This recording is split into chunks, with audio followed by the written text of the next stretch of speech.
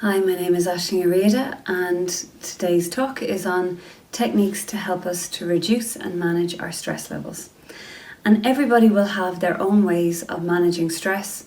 They will have their own nuances, their own things that they do or things they need support with. So I will mention all the different things that affect us, and then you can decide what things you need and what you don't. So some of these things will not be relevant to you and some will be helpful, I hope. So to start with, a main one that many people find helpful is planning your day, making a schedule, having a kind of a clear, focused, boundaried plan.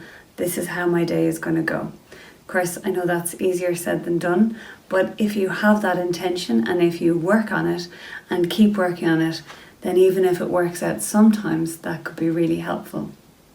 I think people find that they get so many distractions: emails, text messages, social media messages, people in work knocking on your door, trying to find ways to keep people away so that you can focus on what you need to do and not allowing yourself getting distracted a lot.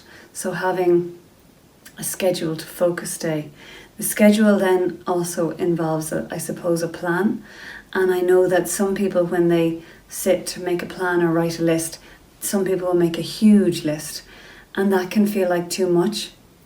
So trying to make a list that is clear, short and doable, something that you don't have too many huge things. So really realistic lists that you can feel like, okay, that is doable, and at the end of the day feel like, oh, I did that, and feel good about yourself. So managing the type of list that you have that day, managing the distractions that you have, having clear, focused and a boundaried plan for your day can often be a really important technique to help reduce stress levels.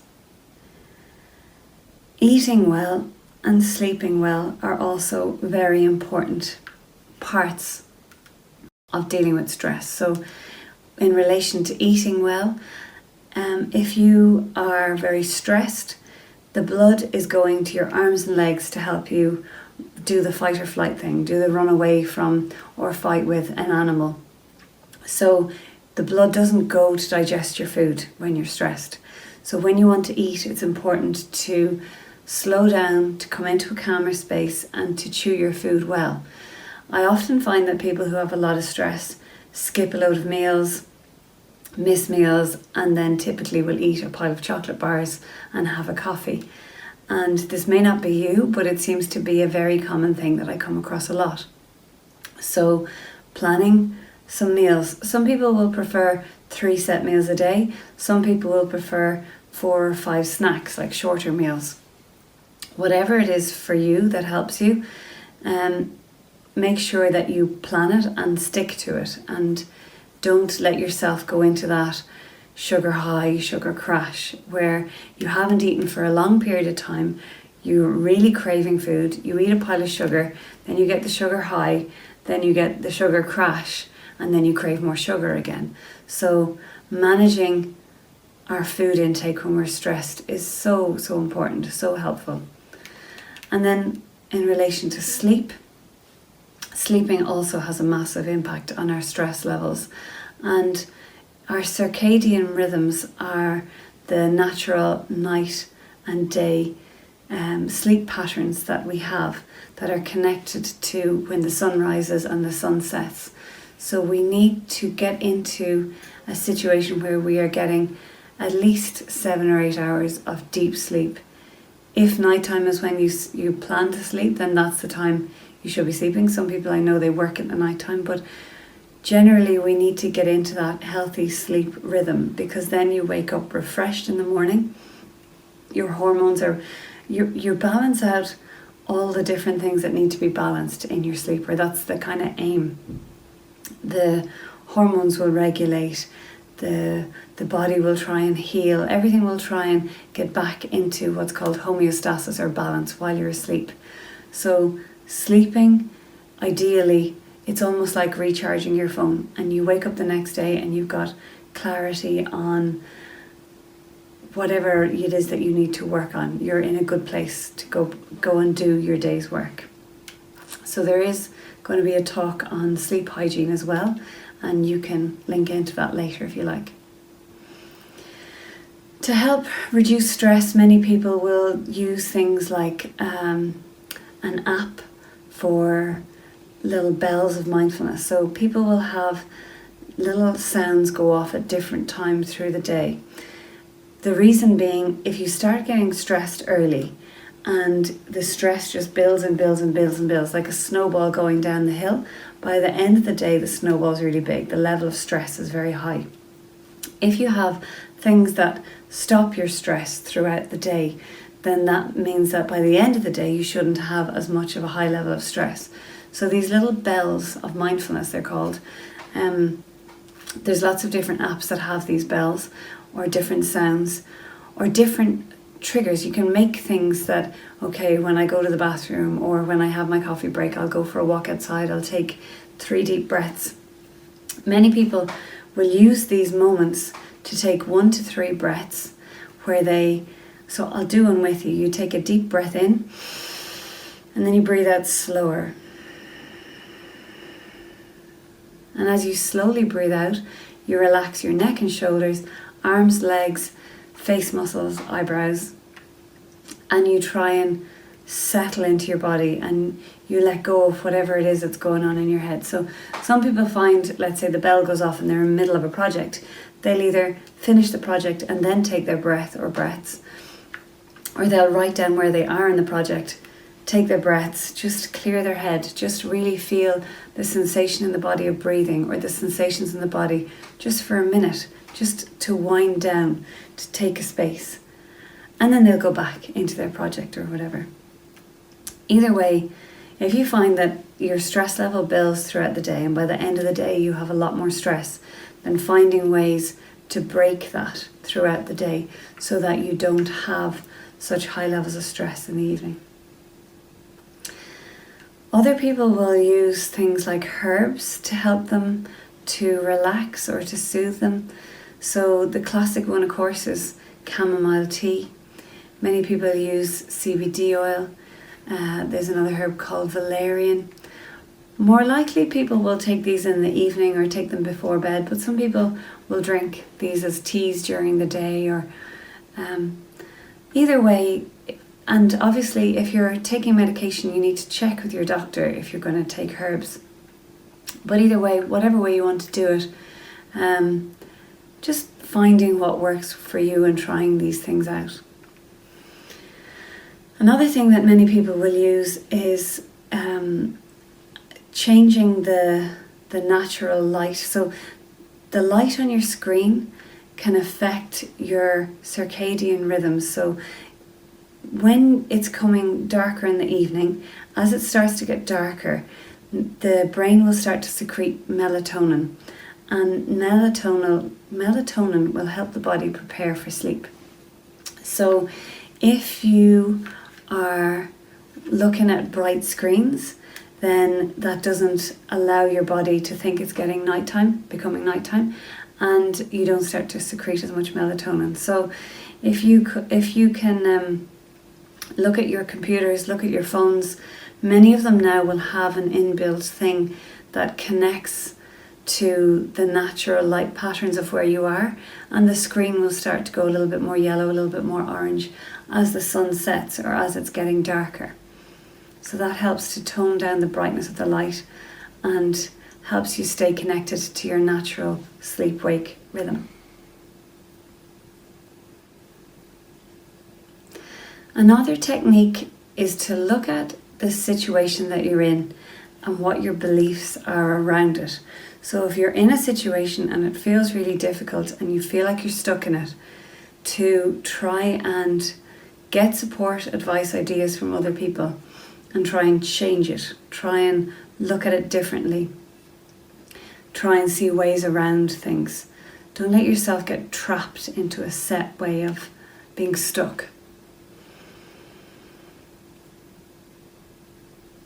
Another thing is to act rather than react. So often people with a high level of stress will just react in a way that they maybe will think about 5 different ways out of the situation but not do any of them, or think around and around and around about the situation. And acting helps get you moving, gets pulling you out of the adrenaline loop, gets you back in your drive, back in the zone, I suppose you could say. So finding a way to not get stuck in rumination or not get lost in procrastination, not doing anything, actually getting going and acting rather than reacting. We need to be able to identify any self-imposed stress. So sometimes, I think maybe all of us at some point or other will do things that generate more stress. I certainly can say I've done that at times, not really realizing it, but maybe by not giving myself enough time for something, I've ended up getting to a place really stressed. You know, if I have an appointment and I'm going to be a minute or two late, I end up really stressed for 10 minutes before I get there. So checking anywhere where you've gotten stressed, and part of it is because of the situation you put yourself in, and could you put yourself in a different situation next time so that you won't be so stressed. So identifying any self-imposed stresses and addressing them. Another thing is to prioritize the important things and to choose your priorities. So let's say you've got 6 or 7 things to do. One is really big and really important, and you focus on the other 5 or 6 things rather than the really important thing. Maybe there's something about looking at how you prioritize things. And do you leave, a bit like the elephant in the room, do you leave the big thing to last? Do you keep avoiding it? And then it's like a weight that you're carrying around with you, like as if you're dragging it along. So the longer it doesn't get done, the heavier it is around you, that it's still there. So maybe there's something about addressing the bigger things first and getting them out of the way and making sure you're prioritizing the things that are most important. Learning how to reset the panic button is really helpful as well. So we all panic, we all get stressed about things every now and again, and knowing how you get stressed, knowing what that is for you, how that is in your body, and how that is in your mind, and how that is emotionally, and what it is that you do when you get stressed, and then being able to unravel that, being able to see that coming, having techniques to change that, to come back to a more relaxed place. So it'll be different for everybody how we deal with our stresses and how we reset our own panic button, but it's really important to figure out, how do you reset your panic button? You know, I've met so many people who have completely different things that they say or do that helps them reset their panic button, and it's just unique to them. It's just that phrase works for me, or that breath works for me, or that type of breathing works for me, or if I get up, walk around the office, walk around the building, I'm fine by the time I come back. Or if I take 3 deep breaths, or if I write something down, if I just write down whatever's in my head, it clears it. So really looking at what might be the way. Maybe to begin with, look at what's happened in your past. Is there anything you've done in your past that's helped you reset your panic button? Or who can you talk to, or who can help you to figure out what is the way for you to learn how to reset your panic button, so that when you do go into a high level of stress, that you have a way to come back out of it, that you have a plan, that you don't get stuck there for the rest of the day or the rest of the week, that you can come back in an hour, or back in half an hour, or back to yourself in 5 or 10 minutes. I find that many people with a lot of stress and anxiety often need to learn how to delegate things in life that they might say yes too often. They might take too much on. They might agree to things. Like, learning how to say no can be very difficult for some people, but also very crucial. If you don't know how to say no, be rest assured that people around you, some people will know that and will possibly take advantage of it. I have found that sometimes people just, the word no is not what they're going to use. So learning to use statements like, I'm really busy now, can you send that to me in an email and I will get back to you? Or I have a lot on my plate, can I think about it and I'll contact you later? And then contacting them later and saying, look, I'm really sorry, I just don't have the space right now. That's not a no, that's just, I can't do it. So not taking on too much, knowing how to get others to help you, knowing how to delegate, knowing how to share the load, and not giving yourself too much pressure, because that's just going to make you really stressed. That's not going to help. Another technique is to take one thing at a time. So often people will try and do several things at once, and the research even says that we can't focus as well on several things at once. That if we focus on one thing, we can give more attention to one thing. So doing one thing at a time. Of course, we're all different, and some people might find that that doesn't work, that they need two things, but being careful how many things you have at a time and doing it in a way that is not too stressful for you. Another thing is to ask instead of guessing. So people can sometimes not be certain about something. I could spend all day trying to Google it or figure it out, or looking up different office policies, or looking up things, trying to figure something out, when they could have asked their colleague beside them, how do we do this? So it's really important, if you're the kind of person that when you're stressed you don't ask for help, that you do actually ask for a bit of help and get some support, rather than wasting a huge amount of time getting more and more and more stressed and further away from what you need to get done. Another thing that many people like to do, which again helps with the sleep routine, is to prepare everything before you go to bed. So some people even plan what clothes they're going to wear the next day, or make their lunch, or have everything set up and ready, so that when you wake up in the morning, you don't have to think too much, you don't have to stress, you get up, everything is clear and organised and ready, and you can get yourself prepared and go to work, or go and do whatever it is that you have to do that day. Some people will find that when they're in bed, their thoughts, they start ruminating and thinking about things in work.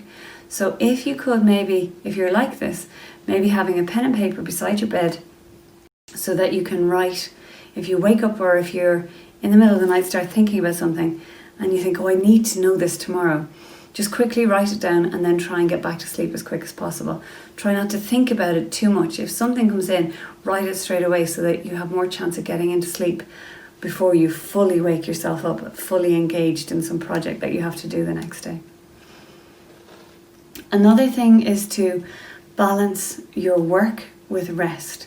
So noticing if you are working a huge amount, working more even than you should, then you need to rest a lot. You also need to play. You need to balance your work with your rest and your play. So we need to recharge, we need to rest, we need to recover. We're not machines, we're humans, we're animals. We need to be able to get the energy to work, and that involves getting enough rest. It also involves getting enough play. We need to have fun. We need to enjoy our lives. So taking time out to rest, taking time out to have fun, doing things that make you laugh, that you enjoy. That could be joining some teams, doing some games, being a part of some groups, doing some dance groups, doing something creative, doing art, doing music, going to gigs, hanging out with friends, not hanging out with friends, whatever it is that makes you feel like you are resting and having fun and doing the things that really make you feel good and make you feel really happy and energized. We absolutely need to balance work with these other activities. Some people will maybe draw a pie chart where they'll put in, let's say, work is this much and rest is this much and play is this much. So we want to have a relatively balanced pie chart. If you look at your pie chart and it's all work and a little sliver of rest and no play, then that is not a good place to be starting from. If you stay at that level, then the chances of you breaking down at some point in the future are high. One of the problems with thinking that we're machines and that we should be able to go and go and go, and not realizing that we're animals and we need rest and play, is that we are more likely to have breakdowns. And unfortunately, it's something I see far too regularly, that people push and push and push, and they can't handle it. They can't keep it up. We don't need to expect so much of ourselves. We need to be realistic. We need to mind ourselves. It's really important. I find that a lot of people with stress and anxiety, like I mentioned earlier, can often be late. So if you're one of those people who's often a few minutes late and then spends the entire journey to the place where they're going to be late, stressed because they're going to be late, then it's really important to reconfigure that, to address that and change it in such a way that you're early so that you don't have to be stressed. For the sake of 5-10 minutes, if you end up not stressed as opposed to highly stressed, then that would be a really important thing to change. Another thing is being organised versus disorganised. So if your desk is really messy, if your room is really messy, if you can't find where things are and don't know where stuff is in your life that you need, then it can have an effect on your thoughts as well, that you're not sure where you stand. If you want something, you're not sure where you're going to get it. So when things, and I'm not talking about being ridiculously organised, but knowing where things are so that you don't have a high level of stress about where are things going to be, where will you find things. Having things in the right place doesn't mean that it has to be super clean. It just means that things have a place and you know where they are and you can get them, so that you will not be stressed about where things are. Another thing is, we have a voice in our head that tends to have opinions about what we're doing and how we're doing. And for some, it can become quite critical or judgmental of ourselves. So if you find that you've got a voice in your head that starts being very critical, giving out to you, telling you're not good enough, putting you down, judging you too much, then it's important to address that voice, to look at that voice and say, what are you saying? Do I even agree with this? Where did this voice come from? Was there someone in my life who was very critical of me? Or did I learn this voice as a way of protecting myself and preparing myself for things going wrong? Either way, whatever that voice is, learning how to address it, change it, turn it around to, if it's going to say a negative thing, then balance it out with something positive. If you're going to give out to me because I didn't spell something properly, then give me praise because I did a really good paragraph above that. We need to look at all the good things that we achieve and do in the day.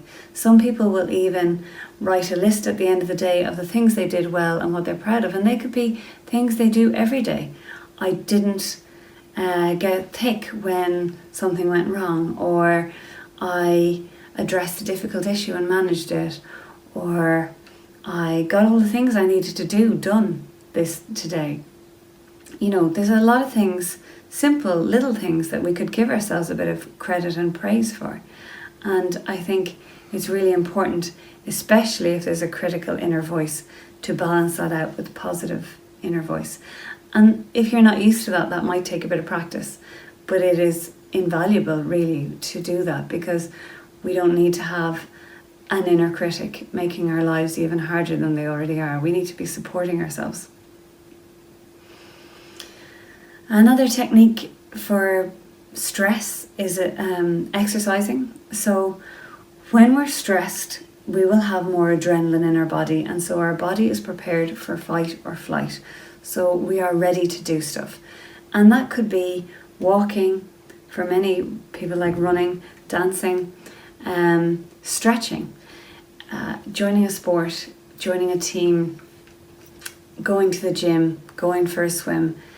Anything physical will help move that adrenaline around the body and mop it up a little bit. And then a side effect of exercise is that we will have more dopamine, more serotonin, which are the happier, feel-good hormones.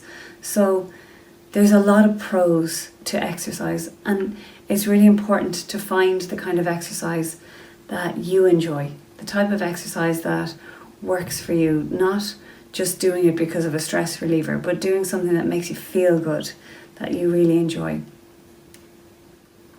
We need to measure the level of stimulants that we have in our bodies every day. So for some people, they really like taking stimulant drinks or drinking coffees or any kind of thing that gives you an adrenaline kick.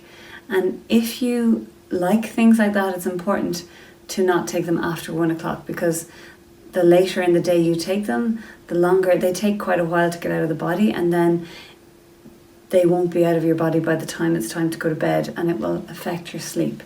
So if you are someone who likes taking stimulants, who likes drinking coffee or having a lot of sugar or something that really wakes you up, making sure not really to have it too much after lunchtime.